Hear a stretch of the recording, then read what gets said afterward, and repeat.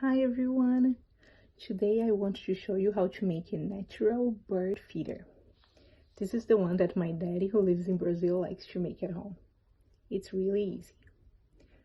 So we need one orange, strings, one screw with point, and some bird seeds. So we cut the orange in half, squeeze all the juice, have some vitamin C, and we get the screw to make 4 holes around, around the orange.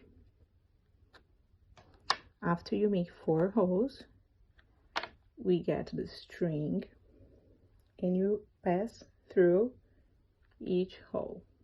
4. You make a knot at the end and connect all the 4. Then you fill up with the bird seeds, and this is how it's gonna look like. Can you see?